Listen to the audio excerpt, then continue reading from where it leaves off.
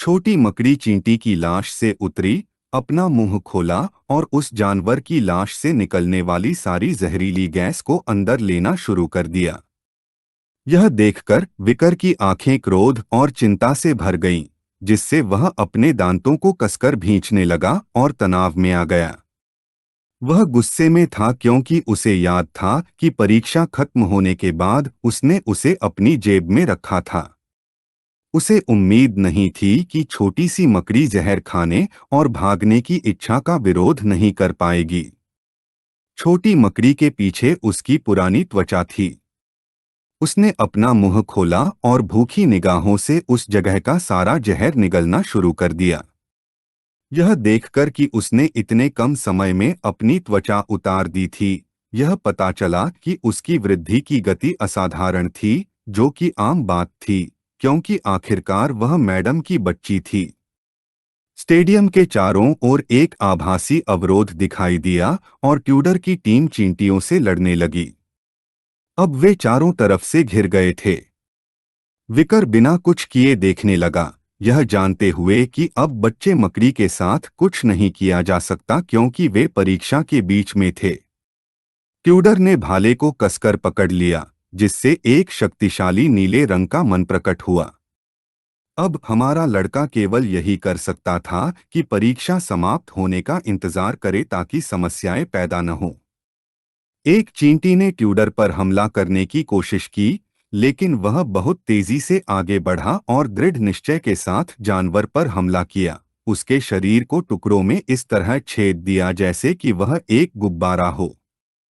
जब जानवर के शरीर के टुकड़े जमीन पर गिर रहे थे, ट्यूडर ने भाले को अपने कंधे पर टिकाया और उसकी आंखें खुशी से भर गईं। उसने अपना हाथ अपनी कमर पर रखा और एक आत्मविश्वास भरी मुस्कान दिखाने लगा। बियांका, जो उसके पीछे थी, ने अपनी आंखें बंद कर लीं और एक भ्रमित और कुछ हद तक परेशान भाव के साथ उल्लेख किया कि ट्यूडर ऊर्जा बर्बाद कर रहा था जिसका उपयोग करने की आवश्यकता नहीं थी, यह सवाल करते हुए कि क्या चींटियों को टुकड़ों में काटना वास्तव में आवश्यक था।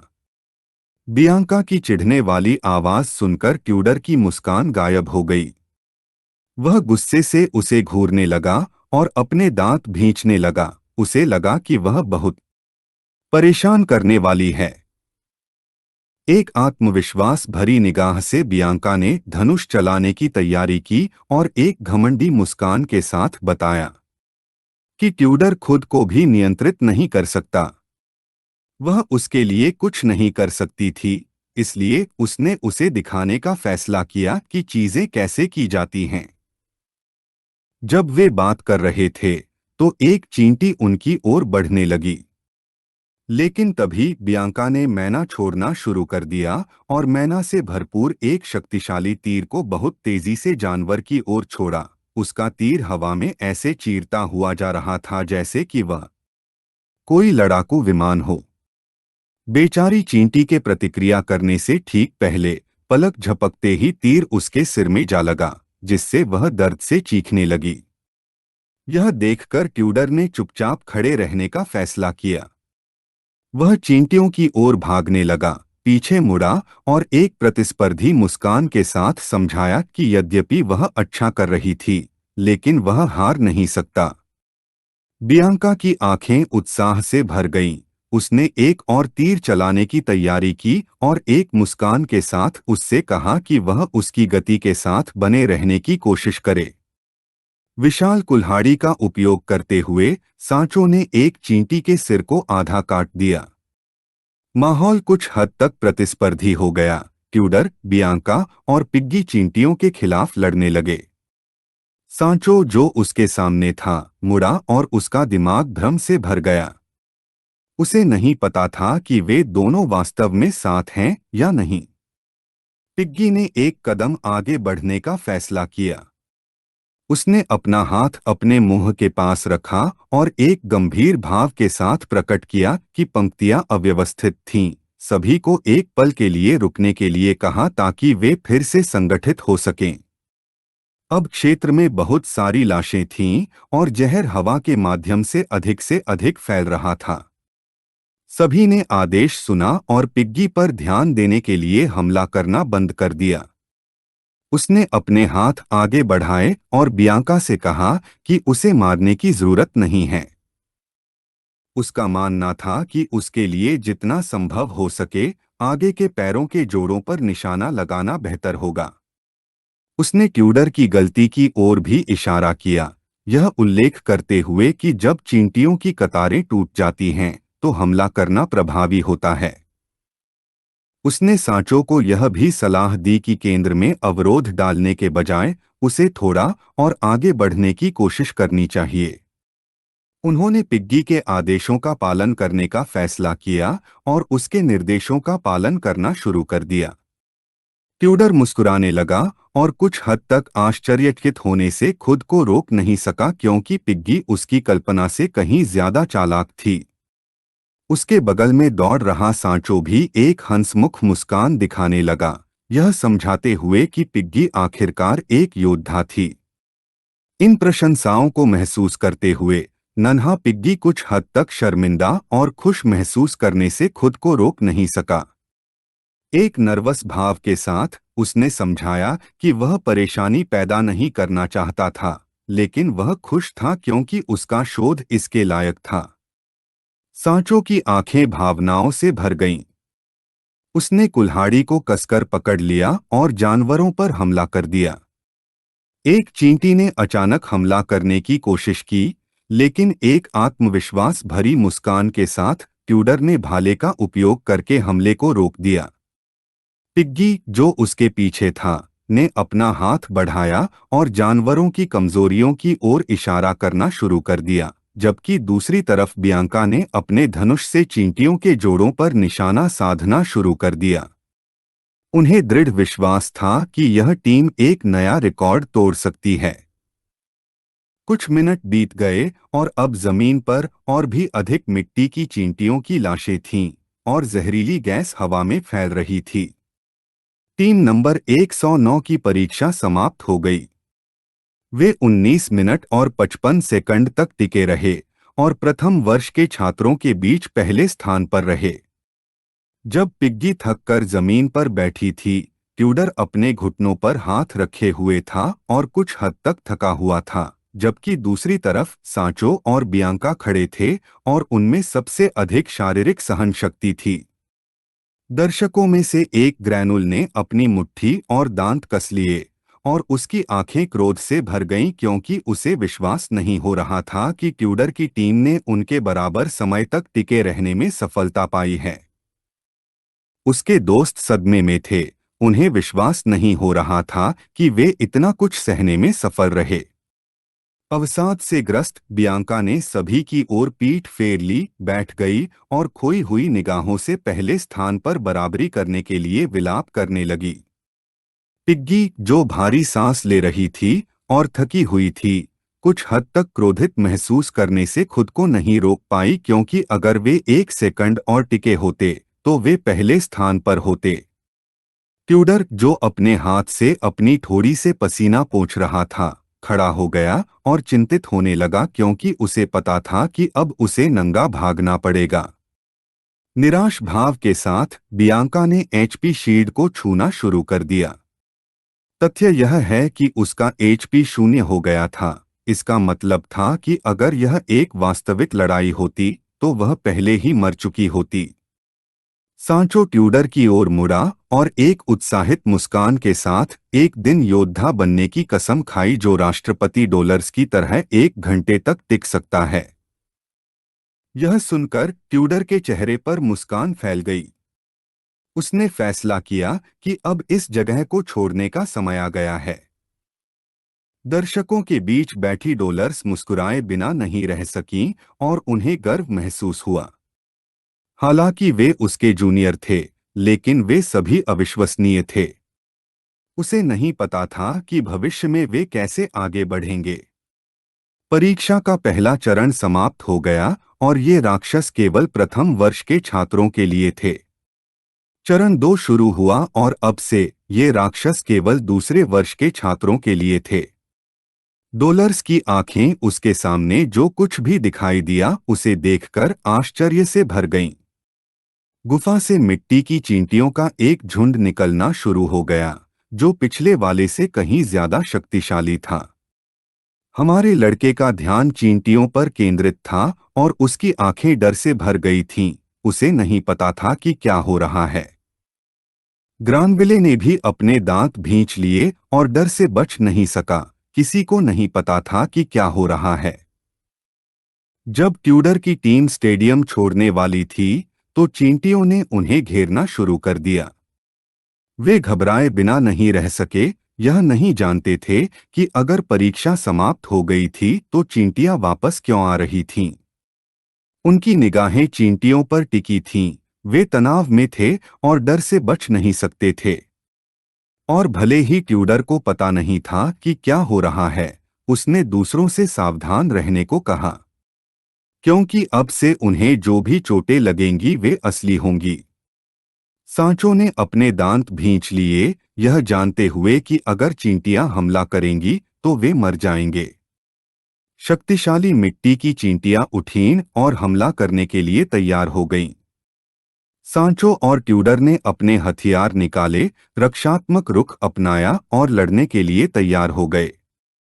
उनके पास अकादमी के जवाब देने तक इंतजार करने के अलावा कोई विकल्प नहीं था। शहर में कहीं जादुई नियंत्रण कक्ष था।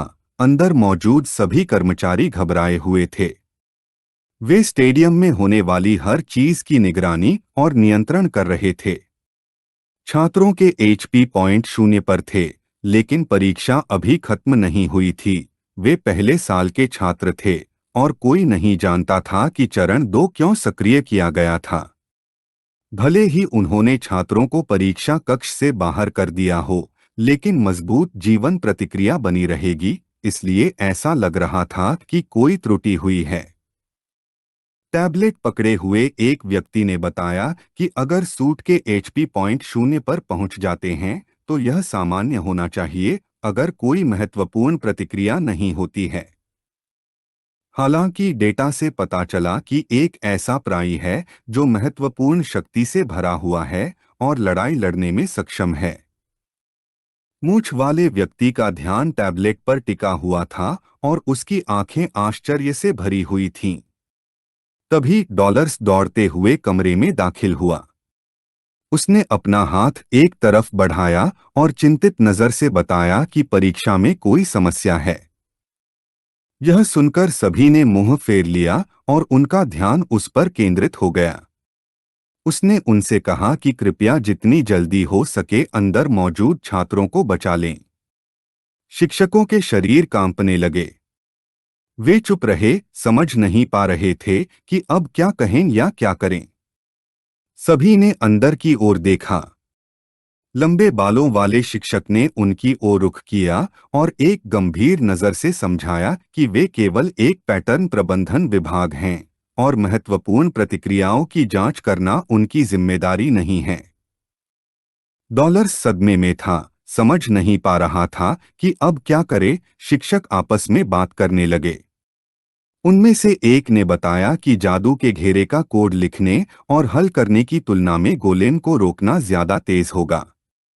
दूसरे शिक्षक ने सोचा कि वह सही था, क्योंकि इस साल से गोलेम का निर्माण और आंदोलन स्वचालित हो गया है।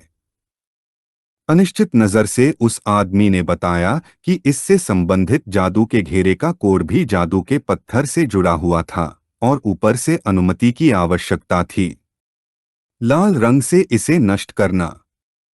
इसके अलावा भले ही वे जादू के घेरे को नष्ट कर दें, फिर भी जादू की दीवार से निपटना बाकी रह जाएगा और जादू की दीवार को नष्ट करने के लिए एक चाबी की आवश्यकता होगी। यह सुनकर डॉलर्स की आंखें भय और निराशा से भर गईं, यह सोचकर कि ट्यूडर और अन्य लोग मरने वाले हैं। शिक्षकों को पता था कि भले ही उनके पास जादू की दीवार की चाबी हो, लेकिन केवल एक चाबी से इसे नष्ट करना असंभव था। वह अपने दांतों को कसकर बंद करने और हताश महसूस करने से खुद को रोक नहीं पाई। मदर सैटी, जिसके पास भी चाबी थी, ने कहा था कि वह बाथरूम जा रही थी और उनका संपर्क टूट गया था। विकर स्टेडियम की एक खिड़की पर बैठा था। छोटी मकड़ी और अन्य लोगों के बारे में चिंतित था। वह शांत रहा और एक शांत भाव के साथ सोचने लगा कि क्या जादुई उपकरण में कोई त्रुटि थी। जब उसने परीक्षण किया था तो कोई महत्वपूर्ण प्रतिक्रिया नहीं पाई गई थी। उसे यह समझने में देर नहीं लगी कि इसका मतलब सिर्फ यह हो सकता है कि शिशु मकड़ी हर खाने के बाद बड़ी हुई है और जादुई पत्थर के जीवन का पता लगाने से उस पर असर पड़ा है। उसका ध्यान जादुई अवरोध पर केंद्रित हो गया। उसने ध्यान से देखना शुरू किया और सोचा कि यह कोई गलती होगी। उसने देखा कि कोहरा बढ़ने लगा था। अगर वह जल्दी नहीं करता तो किसी को चोट लग सकती थी। फिर उसकी आंखें आश्चर्य से चौड़ी हो गईं क्योंकि उसे कुछ एहसास हुआ। जादुई अवरोध के बगल में कुछ नलियां थीं, उसका ध्यान उन पर केंद्रित था। वे हवा के संचार के लिए बनाए गए छेद थे। प्रवेश द्वार छोटा था, लेकिन हमारे लड़के को अंदर जाने की कोशिश करनी पड़ी। सिंक्लेयर ने पलटकर देखा और कुछ हद तक आश्चर्यचकित महसूस किया। सभी छात्र आपस में स्थिति के बारे में बात कर रहे थे। उसने अपनी उंगली से अपने गाल को छूना शुरू कर दिया और उसका मन उलझन से भर गया क्योंकि उसे नहीं पता था कि इतना हंगामा क्यों हो रहा है। उसे लगा कि किसी ने उनकी टीम को हरा दिया है और एक नया रिकॉर्ड बनाया है। उस समय 4 पैरों वाला कोई व्यक्ति दौड़ने लगा, कूद गया और उसके बगल से निकल गया। सिनक्लेयर एक तरफ हट गई, अपनी आंखें बंद कर लीं और चीखने लगी। वह घबरा गई और उसे पता नहीं चला कि क्या हो रहा है। प्रभाव के कारण वह जमीन पर गिर गई। दूसरों का ध्यान छोटे जानवर पर था। हर कोई कुछ हद तक हैरान और सदमे में था। सिनक्लेयर ने पीछे मुड़कर देखा और एक छोटे कुत्ते को अपने मुंह में कुछ पैंट के साथ भागते देखा। भ्रमित निगाहों से वह आश्चर्यचकित हुए बिना नहीं रह सकी कि यह छोटा कुत्ता कहाँ से आया है। जादुई नियंत्रण कक्ष में किसी ने जादुई पत्थर पर जोर से प्रहार किया। यह देखकर शिक्षक सदमे में आ गए और उनकी आंखें आश्चर्य से भर गईं।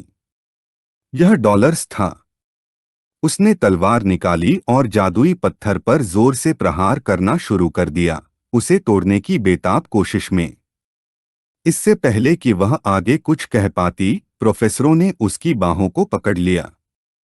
चिंतित भाव से उनमें से एक ने उससे पूछा कि वह क्या कर रही है। दूसरे ने बताया कि जादुई पत्थर बहुत प्राचीन, अत्यंत दुर्लभ और महंगा था।